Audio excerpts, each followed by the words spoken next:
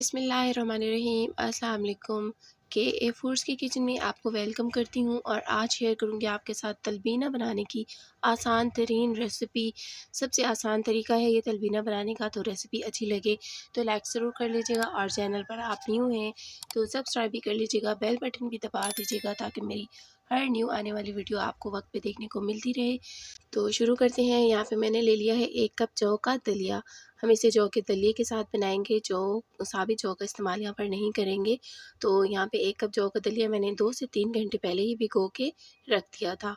तो भिगो के ज़रूर रखिए, इससे ये काफ़ी अच्छा बनता है और बेहतरीन गल भी जाता है और कम टाइम में गल जाता है। तो बस पानी इसमें से निथार लिया है। अब इसे यहाँ पे दूध ले लेंगे। 2 लीटर यहाँ पे इसके लिए मैं दूध ले लिया है मैंने। 2 लीटर दूध में इसको बनाएँगे, तो दूध को हल्का सा गर्म करने के बाद इसमें जौ का दलिया डाल देंगे, साथ ही साथ हिला भी लेंगे अच्छी तरह। ज़्यादा गर्म दूध में अगर डालेंगे तो जो है ये गुठलियाँ बनना शुरू हो जाती हैं। तो हल्के सा दूध को गर्म करके इसके अंदर सारा दलिया शामिल कर लेते हैं और बस साथ ही साथ हिलाते भी रहेंगे और इसे अब जोश आने देते हैं। तो अब यहाँ पे मैं इसमें हरी इलायची भी डाल रही हूँ। तो इससे पहले तलबीना का पाउडर बनाने का तरीका भी मैं आपके साथ शेयर कर चुकी हूँ। उस वीडियो का लिंक भी मैं डिस्क्रिप्शन बॉक्स में दे दूँगी। आप अगर जौ का तलबीना का पाउडर नहीं बनाना चाहते तो दूसरा तरीका इंस्टेंट तलबीना बनाने का फिर ये बेहतरीन है। तो अब यहाँ पे इसे अच्छा जोश आना शुरू हो गया है। अभी इसको बॉयल आने देते हैं। अब यहाँ इसे तकरीबन 20 मिनट हो चुके हैं और ये काफ़ी गला हुआ लग रहा है, नरम हो चुका है। तो अब यहाँ क्या करेंगे, इससे हम डाल लेंगे ब्लेंडर जग में। तो इसे ब्लेंडर जग में डाल के हम अपना काम आसान कर लेंगे कि बिल्कुल ही ये जो दाने-दाने सा है वो मिनट्स के अंदर अच्छी तरह से सेट हो जाएगा और जो काम काफ़ी ज़्यादा टाइम लग जाता है जिसको जौ के दलिए को बिल्कुल ही नरम और दूध में घुला हुआ बनाने के लिए, वो इस तरह से मिनट्स के अंदर हो जाएगा। तो बस यहाँ पे इसको इसी तरह ब्लेंड कर लेंगे और वापस हम इसे इस दलिए में शामिल कर लेते हैं। तो इसी तरह जो है बाकी सारा भी ब्लेंड करके मैं इसमें डालती जाऊँगी।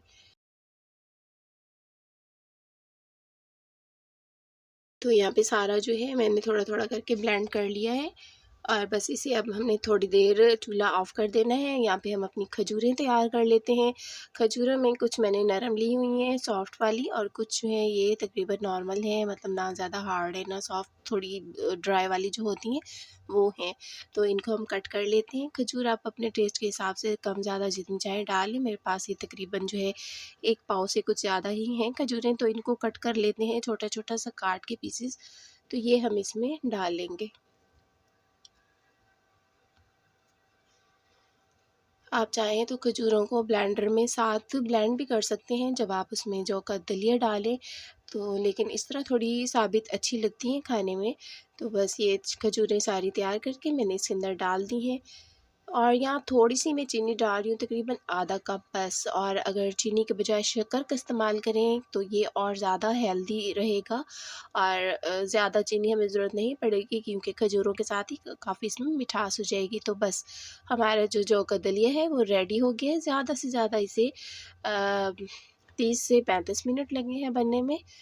30 मिनट्स ही लगे हैं और ये रेडी हो गया है। तो जो साबित जौ के साथ जब हम बनाते हैं तो काफ़ी ज़्यादा हमें उसमें मेहनत करनी पड़ती है। बाकी आप इसमें चाहें तो बादाम डाल लीजिए और ड्राई फ्रूट्स जितने मर्ज़ी डाल लीजिए, लेकिन जो ओरिजिनल रेसिपी होती है, ओरिजिनल जो तरीका होता है वो असल यही होता है, खजूर को जौ के दलिए में डाल के इस्तेमाल कीजिए। आप चाहें तो शहद डाल लें। तो बस इसकी गार्निशिंग कर लेती हूँ खजूरें डाल के और जौ का दलिया रेडी है। जौ का दलिया या तलबीना।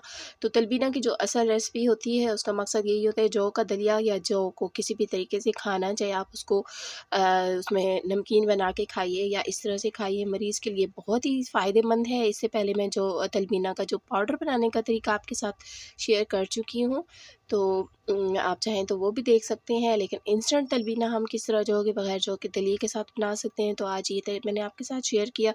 इस तरह से हम इसे फटाफट से बना सकते हैं। तो बहुत ही ज़बरदस्त और हेल्दी रेसिपी है।